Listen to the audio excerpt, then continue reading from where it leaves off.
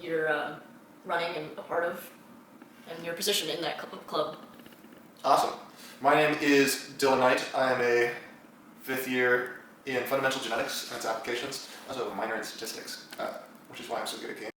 And I am the president and game master of Megagames Club, formerly Gordonwood and now Zorvin. Wow, sounds pretty cool. Why did you decide to make the club? What was the inspiration behind it? I'm a huge Dungeons & Dragons nerd. Oh my god. Yeah, I play a bunch of board games and I do a bunch of RPG stuff. If you've heard of Dungeons & Dragons, dear viewer, there is a greater category of games, a genre of games, called RPGs, which are like Dungeons & Dragons, but a little bit different. RPGs, for anyone who doesn't know, is a role-playing game. Yes. For anyone who doesn't know that acronym, just clear that up. Like Skyrim, Yes. or Baldur's Gate 3, Yes. which I know you've all played. Yes. And a bunch of others. Final Fantasy, technically an RPG. Yes, there are a Final bunch of Fantasy. different flavors, but technically there's like tabletop RPGs, which is where everything started with Dungeons & Dragons. And Megagames Club is an offshoot of tabletop RPGs. There are these things called Megagames, which are usually, they grow out of the, what's it called? The con world, the convention world of role-playing games. Originally these were all convention games, but eventually tabletop RPGs sort of migrated into people's homes and their Discord servers, and so Megagames are what's left over in the con space.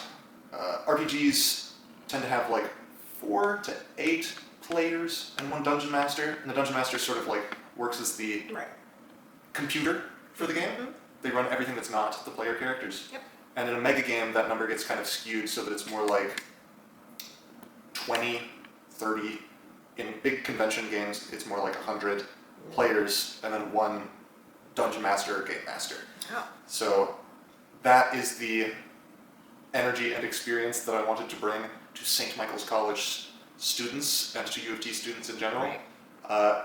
It is also rare that Megagames would be continued in the same way that a tabletop RPG is, where it's like weekly and people do stuff in the breadth of a long campaign.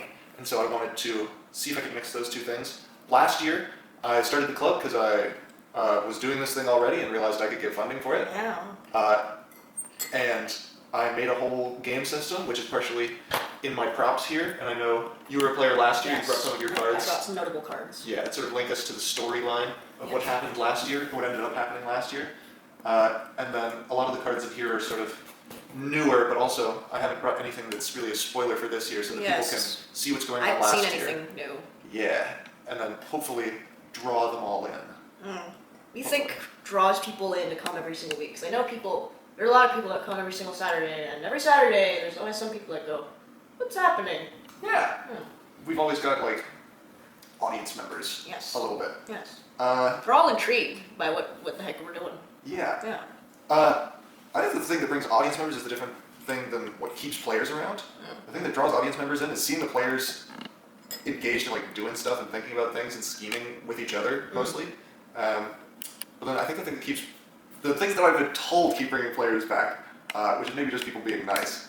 But I've seen a bunch of people, or I've had a bunch of people tell me that they really like the characters, the system of the game, and interacting with those things in order to pursue whatever their own goals are. I've told you that. Yeah, I've told you that plenty. Whether it's lighting the entire world on fire, which I believe is your goal this year. Yeah, that is my goal this year. Or cutting out the entire underground of a country, which I think was your goal That was last year. also my goal last year. That was my goal last year.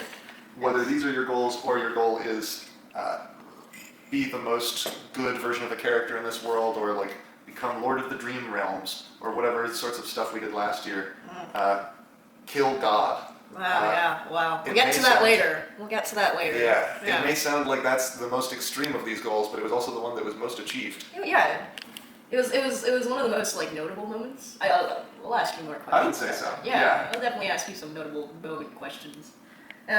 You've made like 2,000 cards, give or take, last year. Yeah, last year I made over 2,000. And you made cards. A board out of paper, and you made stamps, which is hung on my wall. Which is hung on your wall. And what? Like you made like little symbols on your card. I've made a trillion little stamps. A trillion symbols, and what are these? What is your creative process behind the cards themselves, and your little game pieces and your little stamps and whatnots? Sure. So I started with Magic the Gathering's type system, which is like it's stolen from a book called The Colors of Magic, Yep.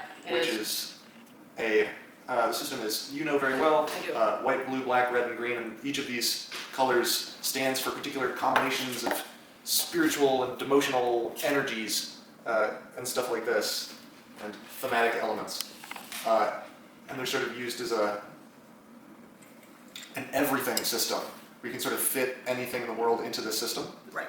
A combination of colors, and 3 colors, and 4 colors, and stuff like this. And even if you're insane, you go 5 colors. Yeah, that's right. But that is where it started with the symbols. Right. I made symbols for those colors, Yeah. and I figured out a way that I was going to make those into stamps. I understand when you started the game that each color was a different philosophy of Magic. But that's how the colors in Magic kind of work. Yeah, and I'm trying to divorce it from like Magic, Right. both the card game and the thing that we all understand Okay. is like casting spells. Right. And so they are a little more like philosophies. It is true. Or like, you know how in ancient times or not everyone, but philosophers believed that earth, air, fire, water, or depending on where you're from, earth, water, fire, wood, and metal were the things that made up the entire world. Much in that way, white, blue, black, red, and green make up everything in this world. Yeah. Except that's not a crazy theory that people made up at the beginning of time. That is fact in this world. Right. And so I started with those stamps because I knew that those were going to be central to like the resource system of the game. And then after I made those, there were certain things like, I'll see if I have a good example on me, but like the little guy stamp, which you'll see everywhere. I have a little guy. I think. Yeah. Just a little guy. And there's a little stamp that means like place, just like that, right there. And then it slowly branched out until I had stamps for like individual characters, Yeah. and It stands for a lot. I do. I have like, at this point I think I have over 100 stamps. Wow. 100 stamps, Of various 2,000 sizes. cards, yeah. And then also like drawings. Oh my god, speaking of drawings, I found one of mine. This is the look-see. Ooh, Very, very creepy, very scary. Yeah, I think but- I drew it during Halloween. Yes, this is also a good example of like, I farmed out some of the design. Yeah, So like these like cards were cut all the rope. farmed out to other people Yeah. who I asked if they would want to make something for the game. Yeah. And a lot of people said yes, Yeah. which was great. Even people who didn't play. I think that's what draws a lot of people in. They can do their own thing. It draws. It a lot draws of people. Anyways, yeah, you've just described a lot of the story. I mean, what do you think makes like each character special, or like even like the non-playable ones, like even the ones that you see like just sort of when you encounter when you're playing the game, and like what do you think makes each character special, or what draws them? What do you do? Like, what cometh of those characters? In answer to your question, Yes. the fact that there is no answer to that question. I think the thing that makes each of the characters unique is that they've all got unique stuff going on. That it's not the same idea for each character. Is it the fact that some people have like made playlists for their characters? Oh my god, yeah, they have. Yeah. You have made a playlist for the world. I've That made was playlists for my world, and Yeah. people have made playlists for their characters. yeah. Playlists all around. Yeah. But everyone has a different way of getting into it, and my way of getting into it and like enjoying what's going on is making everything a little bit different and starting from a different place for everything. Right. So like the place where I started for a character like Bahamut, the King of Dragons, is a different place than Rupert, a yucky guy, Yeah. starts. Yeah. Uh, You had characters ranging from just a guy to literal demons. Yeah, Yeah. and I mean a lot of both of those categories. Yeah. But there were, speaking of that category, the original game had like the game last year, which was Gordonwood, Yes. I'm very familiar. Yeah. Yes. And that's still our club's official email is gordonwood@gmail.com. Yeah. It's true. It's true. There were distinctions between extra-dimensional beings like demons and angels, which were called outsiders in general, and then there were mortal guys, which were between the two categories distinguished by the number and type of stamps on a card. Yeah. So there were individual people who were more like God, where they would have just guys. Color stamp, guy stamp. Just a guy. And there were. Whereas if you were to look at like stuff like unique character, monster. There's also a monster character. Well, this summons these two. They did. There were some things. There were all sorts of things. Yeah. Vampires upon vampires upon vampires. And the dragons. And the dragons, which are going to be more relevant this year. Yep. Yeah. I had for each of the colors a dragon god. God? Yes. God. They were gods. They were gods. We had, oh goodness, for each of the colors we had white, which was Aliatron. That was Caliatron. Blue, Here's Caliatron. which was Riddles. Oh, Riddles, yes. His name was Riddles. Black, which there was no name for because no one ever found the black dragon because it was too good at hiding. Right. And then there was The green one. red, Very notable. which was, I don't know. Did we ever find the red one? Yeah, the red one showed up. I think it should have been a Shyamalan, which I stole from a D&D book. Don't tell anybody, but you can tell people because I'm only using the name really and the color. And the green one. And then the green one, which was named for my home state of Texas, because Yes. it is the biggest dragon, much in the way that Texas is the second largest state. Yes. Um, Everything is bigger in Texas. yeah. Very, very annoyed people very frequently. It's a frequent annoyer of all. Who's your favorite outsider? Just Favorite outsider? Who's your favorite I don't know. that you made so far? Well, favorite. I guess I can't say favorite individual of the outsider. There's too many. I assume. Yeah. I guess favorite category of outsiders that you've made, like groups of outsiders that you've made. Sure. Yeah. If you're watching this, you are receiving free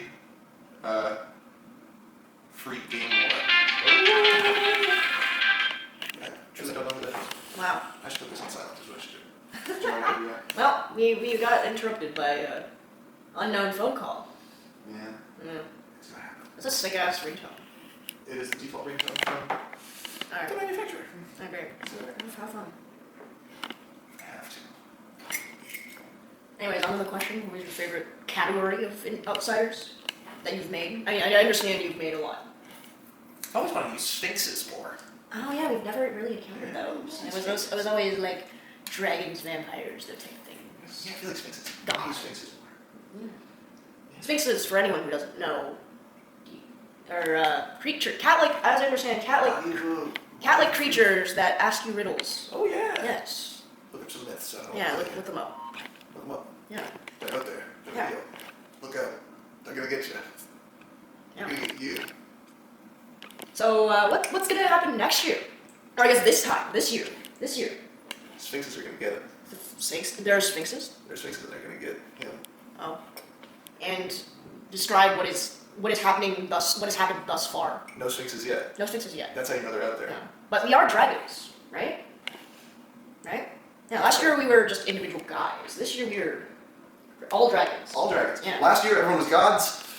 This year everyone is dragons. Well, gods in the different sense that you're all mortal. What? Are we mortal or immortal? Last year or this year? Last year we were. Last year, yes. We were mortal. Gods means a particular thing. Sort of like, you know, like Percy Jackson. Oh. So there's like, in my world, in the world that I have created, gods are a lot more low power than the gods in like most mythological systems.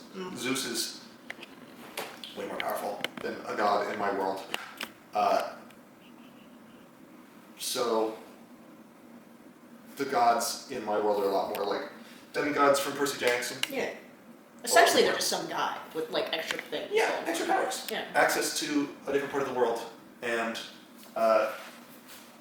followers that give them energy and power. Yeah. For example, Want to do your best to describe my old character? A goblin who hated everyone and wanted to burrow at the bottom of the world. Oh yeah. Yeah, that was what I wanted, and I had affiliations And with a bunch of goblins that loved you. a bunch of goblins that loved me, and I had a lot of like elves. Describe Elves? Elderhaven. Are those elves? No, those are animal people. Oh, really? Yeah. I thought they were elves. No. So Elderhaven, last year everything took place in one country. Yeah. Called Gordonwood. Yes. The pitch of Gordonwood was that it is a country that is always growing. It is more land is appearing from inside of it. And sort of pushing all the other countries around it away, which is Not good. it's interesting. It's interesting. It provides an opportunity to be actually genuinely the first person to settle a land, right? So you can sort of force out some of those, all the fun of exploring a new place without as many of the colonialist overtones. Right. Hopefully something I've achieved. Right. But there was one of the nearby nations was Elderhaven, which is a sort of like animal people in a forest. The place that ended up going was that someone discovered in a moment of what I thought was one of the high points of last year that the reason that the forest was growing was because it was fertilized by the dead body of a giant kraken laying underneath the country. And that the intelligence of that kraken was influencing all of the plant and animal life in that place. And that the kraken was receiving the worship of all of the plants in that nation, and therefore was a god in its own right, even though it was dead. Right. And there's this whole sequence of like finding out that was the case. Oh yes, that was a very notable moment. Yes, and then fighting a very powerful god of murder. That was fun. Yes. A lot of people died. A lot of soldiers died as a result. Yeah. The Vivian was the one who was interacting with that mostly, and she has mentioned before that she has had nightmares past the fact of that. Past the time of that. Right. About that interaction, which I think is great. Right. Describe what you're doing this year. I understand that we are now called Zorbental, and we are all dragons now. It is. That's what I've heard too. Oh. Mostly because I said it, because it's true. Oh. The idea this year, and I will display my incredible nerdiness. Do tell. The word Zorbental is not my invention. The word Zorbental comes from the Dungeons & Dragons 3.5 edition Monster Manual 3, where Zorbental dragons are described. They're listed under the D section for dragon, space Zorbental, which is spelled Xorvintal, because it's a fantasy word. Hell of a word. Yeah, and it's a word in Draconic, so of course it's spelled like that. Right. But the idea is that there are certain dragons that put aside the rest of the world of being a dragon because they become addicted to the rules of a game called Zorbental. The idea is that Zorbental dragons forsake many of their magical abilities, like their breath weapon, their ability to breathe some sort of element, in favor of joining this game that is so well designed for dragon psyches that it is chemically addictive in the way that like chemical drugs are to people in the real world. This is the sort of world building that people do when it's the early 2000s. Right. And so I saw that and thought it would be really funny if these dragons. There's this bit in the Monster Manual 3 that's like all the other dragons sort of ignore them and let them do their own thing, but they are convinced that it's the most important thing in the entire world is playing this game.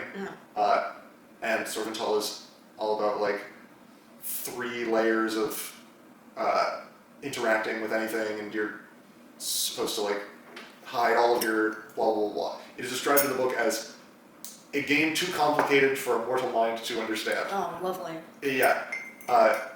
And so I thought back on that midway through last year, and I was starting to think of, well, what do I want to do next year? Because I think I want to have it be a different system, a different game.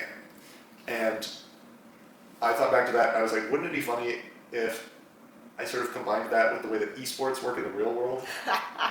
And I was like, yeah, I mean, that's kind of, Zorbental is sort of esports for dragons. Where it's like, they think of like fucking battle royale. Yeah, all the other dragons sort of ignore them and their interests. They can just sort of like fight amongst themselves, and they know exactly who's at like the top of. If I say Faker, we all know who that is. Yeah, if you play League of Legends, you know who Faker is. Oh yeah. But if you've never touched League of Legends, if Arcane is the only League of Legends content you've consumed, even then, if you've never. Eli just made a mea culpa face. Yes, even then, it's like You'd never know. No. Yeah, but I like the idea of, Quargash. Quargash the Innumerable is the Dragon Faker. The undisputed Tiger Woods of this sport. #1 battle victory royale type thing. Yeah, the Wayne Gretzky of this sport. I don't know very much about Sure. any real sports. I'm cringing as you say that. Yeah. Sure. What's not Hamilton? What's the Max Verstappen? Yeah. Of Zorvental, Yeah. right? Yeah. And the idea that this like niche interest. I love doing like modern stuff. Recontextualized. From an old like D&D thing. Yeah, like modern context into a fantasy world, and using the combination of the two to make both more interesting. Yeah, and Is just really make fun? it so funny. Yeah. I find it very funny. I don't know. I find this year to be very funny. Yeah, we have a bunch of people who took that prompt of like, you are making a dragon who has surrendered their life To play through a magic ritual e-sport. to play an esport at a competitive level. Oh yeah. A bunch of people have taken that prompt to heart in a way that is awesome, and that I hope I will be able to like steward in a way that makes it keep being fun. But I feel very hopeful. I recently introduced a mechanic that there are 5 dragon gods, and everyone is... yes, that was last week, wasn't it? Yes, and people are bidding on things for those 5 dragon gods. Much like Gordonwood, a lot of the first semester of the game is going to be a lot of like establishing mysteries that will then start to get solved in the second semester. Oh yeah. And eventually, slowly will be revealed the ways to win the game, as I did last year. Yes. And it's going to be great. But I just love the idea of something so powerful as dragons. Doing something so pathetic as playing an esports game. Yeah, I mean, I say this as I feel like I want to avoid using the word pathetic, but I think it's quite pathetic and funny. it seems like such a small concern. Yes. And the fact that such big creatures would have such small concerns is, I think, It's just hyper fixated on this one tiny concern, Yeah. and it's kind of funny to me. like the fact that the book introduced it as being like dragon catnip. Like they can't stop playing this game once they start it. Once they learn the rules, they can't stop playing the game. They get like addicted to it. Yeah.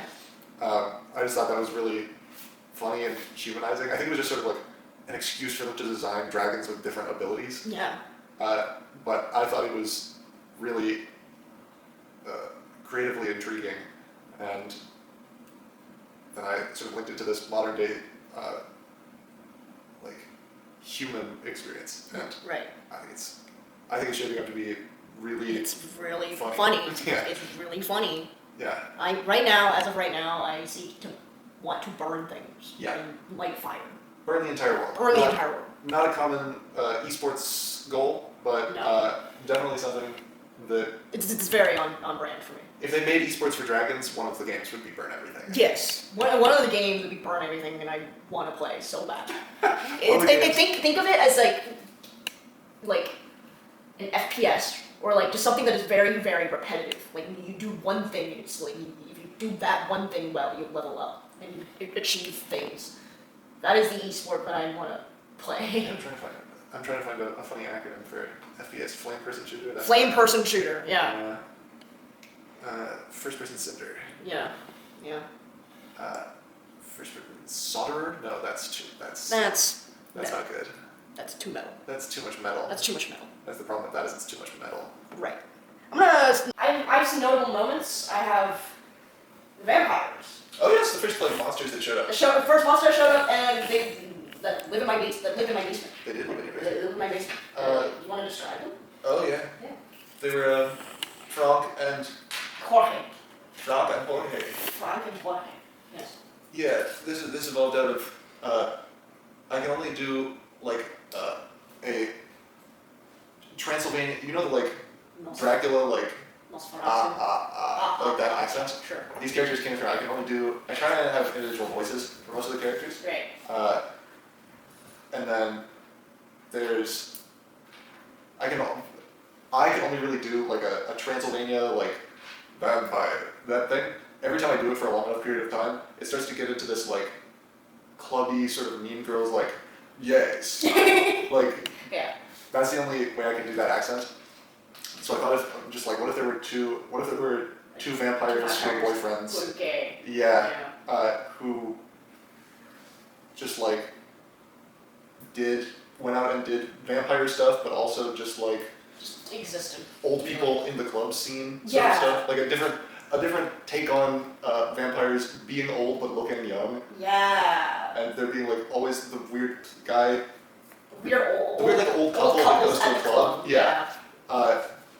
but making them literally vampires, Oh yeah. and so that was sort of That was insanely funny. that was the idea behind these characters. Yeah, They were like they lived in they showed up at my front door and now they live in my Yeah. basement. The idea of the monsters last year was like creatures that are strong enough to challenge these like little gods. Yes. And so a pair of vampires was like plenty strong enough. Yes. They could not be dead. Yeah. They were very much evil. They were capable of threatening it between the two of them. Yeah. And like Percy Jackson would have trouble with Dracula. Yeah. Right? Yeah. Like, he'd have trouble. He might do it. He might kill Dracula. But Yeah. it would be But he get hurt in the process. it would take a book. It'd take a book. Yeah. And so this was the idea of Eli's almost giggling. He's almost there. I was there. It'd take a book. Yeah. Percy Jackson and look, it's Dracula. Yeah. The 18th Harry Potter book you did not know you wanted. Oh yeah. I didn't know it was 18. You know, you clearly haven't read. You're clearly not the Harry Potter fan I thought you were. I don't know. Yes. Yeah, there were a bunch of monsters like that. I feel like, well, it was Frank and Jorge. Yes. And then one of the other like favorites of the monsters. Some monsters got like eared out of existence. Oh yes. People Like the eared, dragons, like- they got kind of eaten out. People hated the dragons because the dragons were a bad time. But there They were were. a bad time. I'm thinking of like Rupert, the guy who was kind of just a guy. He had a gun. Get gun. Everyone thought he was really yucky because his teeth were really fucked up. The trap visiting chef was one of them. I don't think He's people were just a guy. disgusted, but people He's just a guy. liked him. And then other characters that people liked were Neshama the Dragon. Oh yes, Neshama. Yeah, Neshama. That you're bringing me back. Oh my god. Yeah. What was Neshama? Neshama the Dragon was a dragon who had the personality of, and hopefully voice of, oh my god, what's the name of that actor? Willem Dafoe. Of Willem Dafoe in Nosferatu. What's the inspiration behind Neshama? Why Neshama? Willem Dafoe from Nosferatu. Yeah, why the name Neshama though? Neshama is my corruption of a Hebrew word for air. Yeah. Sure. I really like old-timey, but like non-core Jewish, like ancient Jewish mysticism traditions are really interesting to me. And so I've stolen a lot of D&D stuff from some of those sources. Right. I try and not use anything that anyone would consider part of their living religious or cultural stuff. Right. Try. But I feel like it's a gold mine of stuff like that. Celtic religions and Right. Celtic myths are another one. Great that's god of seeds. Is that part of Celtic myths? I don't think so. I think that comes from a book that the person who drew that card was referencing. Huh. What? That one's I think it's the great god of seeds is supposed to be God from the Bible. No. And then somebody shot the god of seeds with the gun that kills gods, and so No. they killed that god, and that was one of the effects on my world was we learned that God was definitely there once they were killed. It's an interesting thing where you have a real world religion. In real world, there's crises of faith. Interesting, like difficult evidence for a particular religion is hard to come by outside of oneself. Right.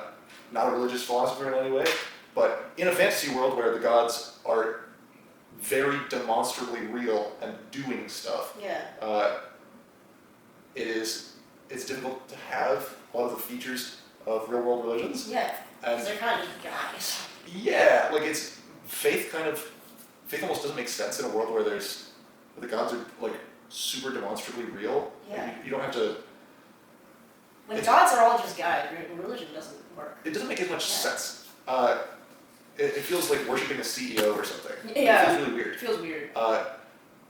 If Zeus was demonstrably real in the real world and like people didn't believe in him, that'd be insane. Yeah, think like if you had to connect this to something, think like if you met, like if you watched the Percy Jackson like either movie or show, they portray the gods as just like some guy. Yeah. And I think in a world where that's true, like in a fantasy world where that's true, it is hard to have a lot of the features of modern day religions. Yeah. And so, in this world right now, the great god of seeds, which is the model on the god of the Christian religion, is dead, allegedly. After having been killed last year by one of the players with the gun that kills gods. Gun that kills God. That was a notable moment. Yep. My God. Yep. My god, indeed. Oh, yeah. And so there's sort of an opportunity now for people to develop some of those religions, or of those traits of those religions. Right. Something that's interesting to me. But yeah. Yeah.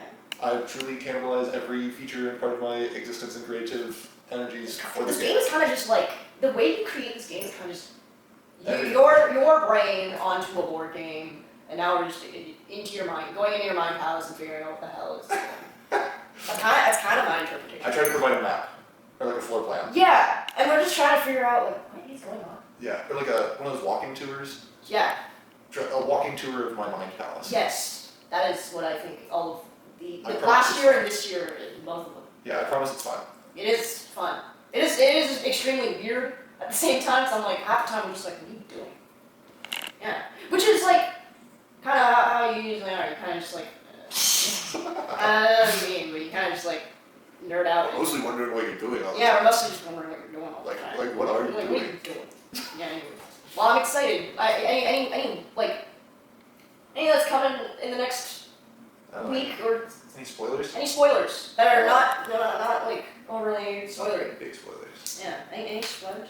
Any last minute spoilers? Sorry, I fidgeted my watch. I'm like destroying your audio quality. But I just nodded. That's. I'm sorry. You can ask me to stop, and I'll stop. Love you, later.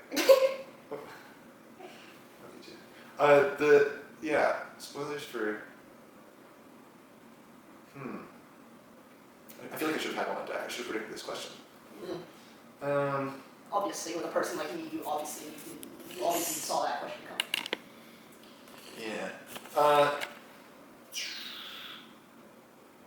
Well, the council date is going to come up again. Huh. How? Nobody knows. The 5 dragon gods, they are all trying to accomplish their own things. Right. And will interact in various ways with each other.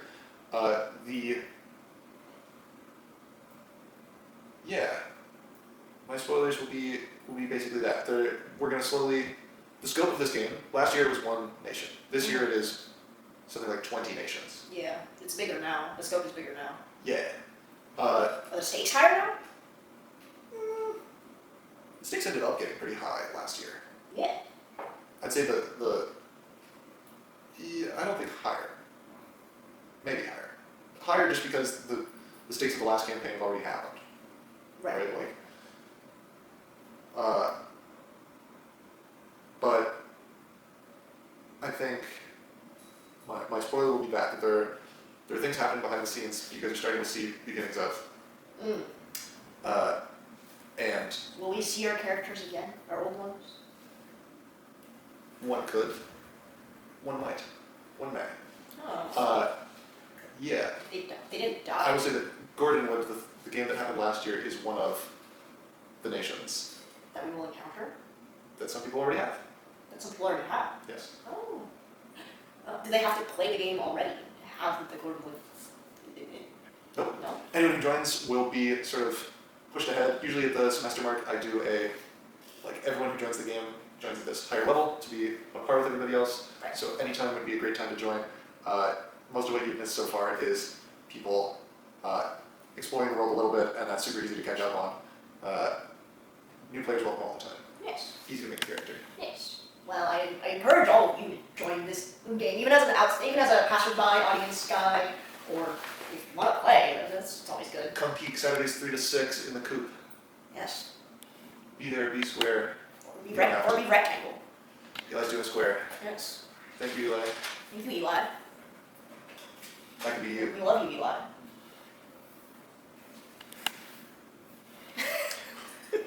Hey, cut! How usable is this? It's very If usable. I just keep doing this, Okay, not usable anymore. not usable. It was 20 just the 3 of them. 20 seconds. That was 20 seconds long. No, like 20 seconds left. You guys did 20 seconds. Okay, wait, hold on.